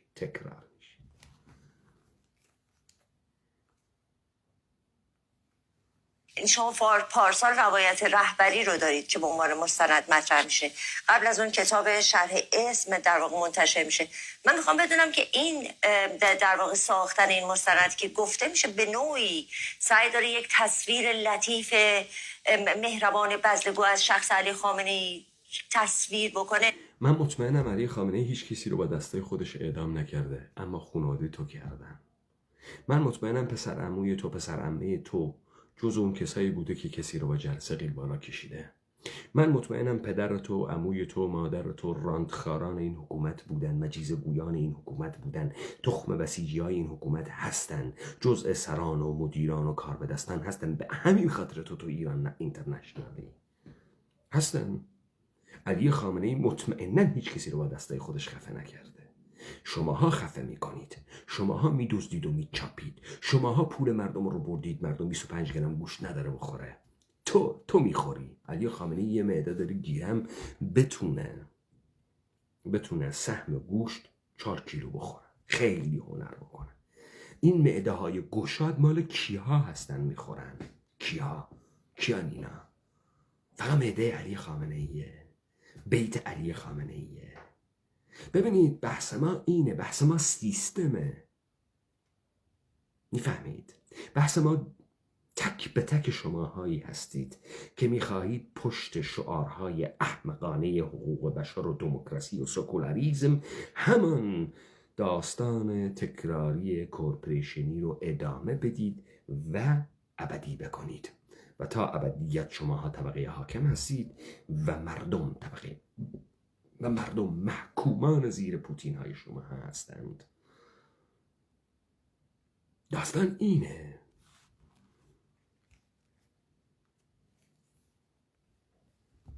تفاوتی داره با اون چه که در پیش از این از او تصویر میشد یا در راستای اونه و دامنه این امپراتوری تبلیغاتی برای شخص علی خامنه‌ای اصلا چقدر بزرگه؟ دامنه تبلیغاتی شما برای کورپوریشن ها و دولت ملت ها چقدر بزرگه؟ شماها کدامتون یه حرف میزنید برخلاف نظم جهانی، برخلاف سیستم انقیادگر؟ کدام از شماها در راستای آزادی صحبت میکنه؟ کدام یک از شماها در راستای خروج صحبت میکنه؟ خروج مردمانی که وقتی خارج میشن حق متولد میشه. شما همتون دارید گدای انسان بودن رو گدایی میکنید، برای مردم تبلیغ میکنید. گدایی کنه بگه من انسانم، گدایی کنه بگه من غذا میخوام، گدایی کنه بگه فلان. شما نمیذارید یک انسان دارای قدرت باشه و این انسان این قدرتش رو حفظ بکنه برای خودش و از خودش وکیل، نماینده و بزرگتر و ولی نسازه. خودش رو در وضعیت صغیر قرار نده تا قدرتش رو به تو تنفیذ بکنه. جامعه‌ای بسازه که در اون جامعه برای اینترتینمنتش، برای بخش خبریش و رسانه‌ایش انسان‌هایی باشن واقعاً خلاق، واقعاً مستعد، واقعاً اخلاق مدار، با اخلاقیات خاص خودشون که در این رقابت در درون سرزمینی که حکومتش و قدرتش از آن مردمه، نه این چرت و پرتایی که شما تحت نام ایسمای دموکراسی و سوسیالیسم و لیبرالیسم و این چرت و پرتایی که شما دارید میگید. نه، وقتی آحاد این سرزمین حاکم هستند، وقت ببینم شماها موجودیت دارید، شماها پس پشت این دوربین ها قرار میگیرید، ببینید با همین فرهنگ لودگی و با همین فقر و فسادی که به جان این مردم انداختید، همین حالا با همین امکانات کوچک اینترنتی شماها از قافله مردم خیلی به جا ماندید. از طنز، از لودگی، از خیلی چیزها. طرف کانال تلگرامی درست کرده در فلان روستا نشسته، 100,000 عضو گرفته مردم رو سرگرم میکنه، لودگی میکنه، شوخی میکنه. انحصارات شماها شکسته شده. همین نشون میده اگر این مردم قدرت از آنشون باشه، شماها موجود نیستید، جایی قرار نمیگیرید، عددی نیستید، استعدادی ندارید. تمام استعدادتون در اینه که بیاید تبلیغ بکنید. دستگاه پروپاگاندای شما نظام سلطه یهودی رو داره تبلیغ میکنه. بیاین ما رو مفهوم آزادی بایستیم، بر مفهوم آزادی بایستیم و مفهوم آزادی رو تئوریزه بکنیم و بگوییم مواجهه چگونه شما با جهان و زیست خودتون چه سرنوشتی رو برای شما رقم میزنه.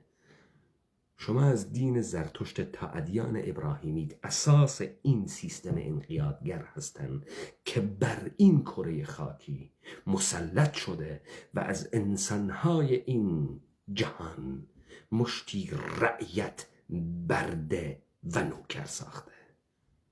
شما این کار رو کردید. دستگاه پروپاگاندای شما رو کی جواب میده؟ پاسخ میده؟ کی میده؟ من مردم مجبورم دیبیت های خودم رو از اکانت فیسبوکی شبکه اجتماعی پخش بکنم و شماها حاکمان بالا با دستگاه ها و ابزارهای قوی تر و بلندگوهای بزرگتر سعی میکنید مردم رو مسخ کنید و امید به این بستید که صدای ما کم، دایره نفوذش کمه و شما میتونید کارتون رو پیش ببرید. ما قصد کردیم که قصد شما رو نابود کنیم. شما قصد کردید بر ما مستولی بشید، بر ما حاکم بشید، ما رو برده کنید. ما هم قصد کردیم شماها رو نابود کنیم و آحاد شماها رو به اشد مجازات محاکمه کنیم. حالا از این قصد ما آزادی بیرون خواهد آمد. این اون قصد ماست. ما نیاز نداریم، ما گدایی نمی کنیم، ما به دنبال حق نمی گردیم. تو قصد کردی بر ما حاکم باشی، ما قصد کرده ایم خودمان حاکمان خودمان باشیم. هر کسی بخواد در مقابل قصد و اراده ما بیسته، نابودش میکنیم. چطوره اینا دوست ندارید؟ اینا قشنگ نیست نه این دستگاه پروپاگاندا نیست شما دارید، نه اصلا شما خیلی آدمای خوبی هستید، خیلی اخلاق مدارید، خیلی فرشتگانید، اصلا شهوت ندارید، وسوسه ندارید، دزدی نمی کنید، معده های گشاد ندارید، عاشق زندگی های لکچری نیستید. نه شما ها نیستید. دو تا نکته رو من بهش اشاره کنم. یکی این که آقای خامنه‌ای از زمانی که رهبر شد روی تصویر خودش خیلی حساس بود. مثلا برای شما مثال بزنم، شما هم رو تصویر خودتون حساسید، شما هم همه دوست دارید یه مشت کتاب پشت سرتون باشه، همیشه یه کراوات بزنید، یه پاپیون بزنید، شما هم دوست دارید دکتر ستاتون کنن، شما ها دوست دارید به عنوان متخصص. چرا تصویر برای شما همتون مهمه؟ همتون با افه کردن اومدید، با تصویر سازی اومدید، شما ها همه تصویر دارید. مردم تصویر ندارن، مردم زمانی تصویر دارن که تو مثل زالو میخوای بمکیشون، میری گورخواب میاری نشون میدی، میری تزریقی میاری نشون میدی، میری فاحشه میاری نشون میدی. مردم هیچ تصویری ندارن الا یک مشت صغیری که تو میخوای از اینا حمایت بکنی، الطاف ملوکانت رو بهشون بدی. تو دلت برای اینها میسوزه، خودت تا خرخره گوشت خوردی، درد کسی که گوشت نخورده رو میفهمی، تو میفهمی. چرا تصویر مردم منم. مخابره کن تصویر مردم رو. چرا این تصویر مردم مخابره نمیشه؟ چرا شما دوست دارید مردم خودکشی بکنن از فقر، اما مردم از فقر تو رو نکشه؟ چرا اونایی که میرن ظالم ها رو میکشن نشون نمیدید، اما یه کودک 7 ساله که خودکشی میکنن رو نشون میدید، مخابره میکنید، دوست دارید؟ مردم منم اون کودک 7 ساله نیست که خودکشی میکنه. مردم منم اون کارتون خواب نیست که گدایی میکنه و اراده ای ازش نمانده، نابود شده. من صدای مردم از گلوی من در میاد. مردم واقعی ماییم. چرا این تصویر نداره؟ چرا نمیخواید این تصویر منتشر بشه؟ چرا این رو مخابره نمی کنید؟ چون شما مردمی نمیخواید. شما مشتی گاو میخواید، یک مشت رمه میخواید که برشون حکومت بکنید، که بدوشید این مردم رو، که سر ببرید، که گوشتشون رو بخورید، که پشم و چرمشون رو هم استفاده بکنید. شما با همه چیز کار دارید. علی خامنه‌ای با این مستند غیر رسمیش به ما مردم گفت این فساد من نیستم به تنهایی، سیستم است. علی خامنه‌ای رو بردارن، سینما در دست همین امثال سیروس مقدم و بهروز افخمی و حاتمی کیا و تمام این بیشرف هایی است که تصویر سازی میکنن برای این سیستم، چه در زمان پهلوی و چه در زمان جمهوری اسلامی و چه در زمان ایران سکولار. شطرنج باد میسازه، دالهو و گنج قارون هم میسازه، تخت خواب 3 نفره هم میسازه، هر دوتا رو میسازه. علی خامنه‌ای داره میگه که من نیستم میدزدم، من نیستم میکشم، من نیستم مردم رو به فساد کشیدم، به بی قدرتی کشیدم. اینا هر کدوم یه شغلی دارن، یه موقعیتی رو اشغال کردن. طرف نگران میکروفون رادیوشه، محکم چسبیده این میکروفون رادیو، وجود پیدا کرده، مردم رو مثل حیوانات میبینه. اون برای مردم فکر میکنه، اون میره برای مردم حرف میزنه، سلیقه‌شون رو تغییر میده. اون موج را میندازه با پروپاگاندا دست اونه. اون ازدواج سفید رو میاره جامعه ما، اون LGBT رو میاره در جامعه ما رواج میده. اون داره سریال های همجنسگرایی درست میکنه الان. اونه سریال فیلم های دفاع مقدس درست میکرد. اونه داره کوروش بازی میکنه و پیغمبر سازی میکنه و تاریخ سازی میکنه و از ماها مشتی رعیت ازلی میسازه که زیر دست یک مشت شاه بیشرف فاسد یهود ساخته بودیم. اون داره این کارو میکنه. به همین خاطر ما اراده نداریم. ما فکر نمیکنیم بایستی حاکم باشیم. همه فکر میکنیم بایستی یه مشت دزد باشیم، یه مشت بی اخلاق باشیم، بریم کلیه بفروشیم، بریم تن بفروشیم، بریم قاچاقچی مواد مخدر بشیم. فکر نمی‌کنیم ما بایستی حاکم باشیم.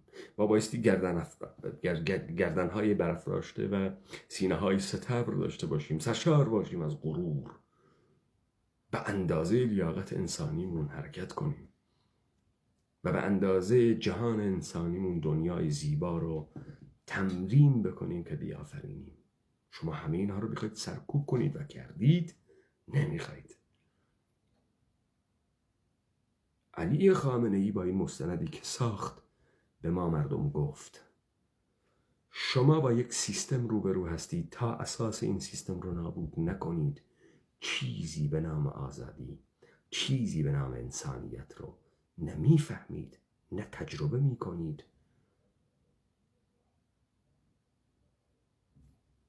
نه تصور خواهید کرد. میخواید اساس رو تغییر بدید، از همین شروع کنید. تمام نهادها، مؤسسات، تمام تقسیم بندی هایی که در این جامعه تحت لوای این نظام یهودی آنوسی شده، همه رو بایستی زیر و زبر کرد. سینما میخواهیم، بذارید رقابت بکنن، از انحصار اینا در بیارید قشنگ، بعد فیلمسازها پیدا میشن، درست میکنن، مردم درست میکنن. شما ارباب و رعیتی رو بردارید، همه ارباب باشن. فکر میکنیم چطوری همه ارباب باشیم. چرا شما ها میخواید همه رو رعیت کنید؟ فکر کنید چطوری ارباب خوب درست کنید. نمیتونید فکر کنید که همه ارباب بایستی باشن و ما در یک بالانس قرار میگیریم هممون. چرا شما میخواید هممون رو رعیت کنید، بعد نصیحت بکنید یه ارباب خوبی بر ما حاکم باشه؟ این اون تاریخ یهود نوشته پدر سوختتون که پر از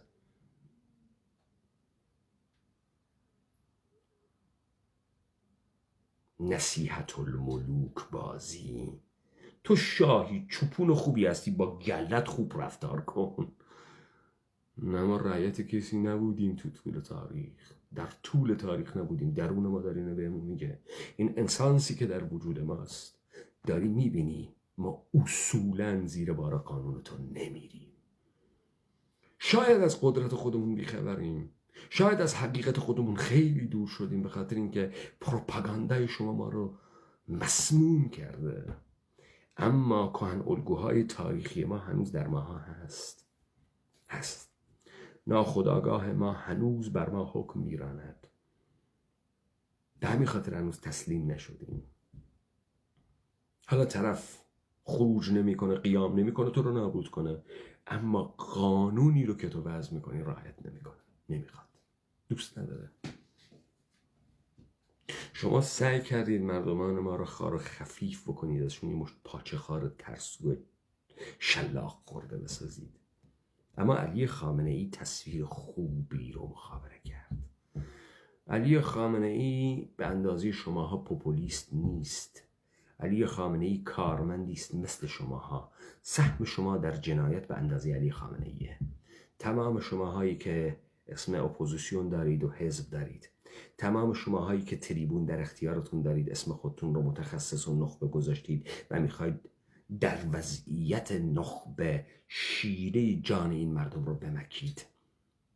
شماها همتون سیستم دولت ایرانید، از کورش باز قرتیتون تا حسین باز گلیتون سیستمید همتون.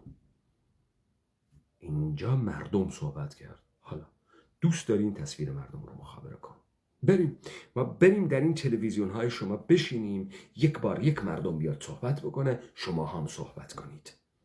نه، نمیخواد گدا و بدبخت و مفلوک و کارتون خواب و گور خواب بیاری. من مردمم، و من حاضرم تک به تک شماها رو در هر جایی، در هر تریبونی که میگید، شماهایی که دستگاه پروپاگاندا نیستید، شماهایی که دستگاه تبلیغ نیستید، شماها هم آدمای خوبی هستید، خیلی اخلاقی هستید، بریم اونجا حضور پیدا کنیم تا ببینم شما برمیتابید کلام مردم رو. شماها چرا میخواید از من و امثال من مردم رعیت بسازید؟ چرا میخواید تمام قدرتمون رو از بین ببرید؟ من فاسدم، منو بایستی کنترل کنی، تو فاسد نیستی. چطور من فاسدم بایستی کنترل بشم اما تو فاسد نیستی؟ و تو آدم نیستی؟ شما چرا میخواید به مردم بگید مردم فاسدن اما شما همه پسر پیغمبرید، از خدا، از آسمون اومدید، فرشته اید؟ چرا میخواید این القا کنید؟ نه، با سیستم این کارو میکنی. چطوری با سیستم این کارو میکنی وقتی تو همه قدرت رو در دست خودت داری؟ وقتی مردم از قدرت میندازی، چطور این سیستم میل نداره این کار رو بکنه؟ اینجا ما با سیستم طرفیم، نه با افراد. با سیستمی که همه شماها اداره کنندش هستید و اکثریت غالب 99% مردم تبدیل به بردگان و نابود شدگان دست شماها شدند. پس آنچه که ما امروز توضیح دادیم این بود. علی خامنه‌ای آمد و به شما گفت آنچه که شما رو نابود کرده سیستم نه روایت من نیستم.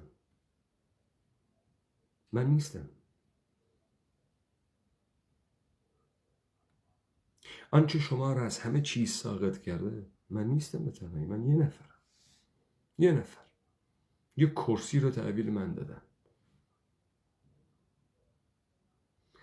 وقتی زیبا کلام فریاد میزنه میگه که این کشور تجزیه میشه، نظام رو حفظ کنید، راست میگه. از کرسی خودش میترسه. این کشور تجزیه نمیشه. این سرزمین فقط حقیقت واقعی خودش رو پیدا میکنه. یه مشت یهودی آنیسی رو میگیره اعدام میکنه، بعد به حقیقت واقعی خودش میرسه، مردمان صاحب قدرت میشن.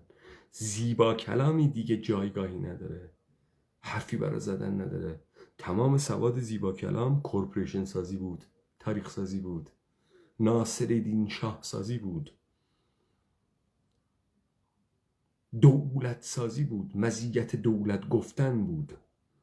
دولت به این شکل و ساختاری که هست، راست میگه، از بین میره زیبا کلام. موقعیتش خراب میشه، وضعیتش خراب میشه، جایی نداره دیگه. بهش نمیگن نخبه دیگه، از اون طبقه الیتی به زیر کشیده میشه. علی خامنه‌ای نیست، صادق زیبا کلامه. ابراهیم حاتمی کیاس، مسعود کیمیاییه، سیروس مقدمه، بهروز افخمی، مهدی فخیمزاده است. اینا بهروز توسلیه، مهرنگیز کاره. اینا تویی، مهدی خلجی خانمشه.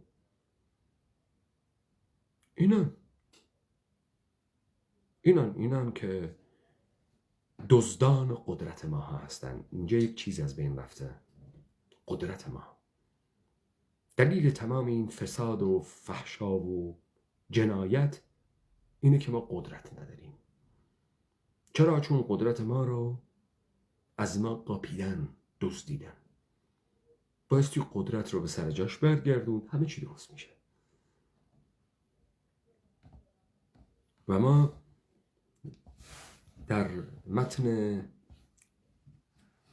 جهان واقعی این سرزمین که جهان انسان سلطه‌ناپذیر مخیر آزاد بوده است، تمامی اینها رو مطرح کردیم و این شهامت رو داریم که مسئولیت خودمون رو بر عهده بگیریم و این شهامت رو داریم که برای آزادی سعی بکنیم، آزادی رو زندگی کنیم و آزمون و خطا کنیم و باهاش رو هم بدیم. اما به زیر بار انقیاد نمیریم، دیگه نمیریم. آزادیمون رو به هیچ کسی تنفیذ نمی کنیم. آزادی ما از آن ماست، قدرت ما از آن ماست. قدرت ما بایستی به ما برگرده و تمام کسانی که طی این سالها در شکل دادن سیستم کورپوریشنی، تداومش، ماندگاریش، تثبیتش شرکت کردن، بازوان سیستمند و بایستی به سزای اعمالشون برسن. مخصوصا اونهایی که قشر فرهنگی هن. از اساتید دانشگاه گرفته تا شعرا، ادبا، نویسندگان، اعضای کانون نویسندگان، ایادی سینما، رادیو و رسانه‌های مختلف. شما تاوان سنگین رو شما بایستی بدید، چون شماها این کورپوریشن رو جان دادید، خون دادید. شماها و شماها خود کورپوریشنید، خود کورپوریشن، نهادهاتون، سازمانهاتون، صنفهاتون، کارهاتون، آثارتون، همش. شبتون خوش.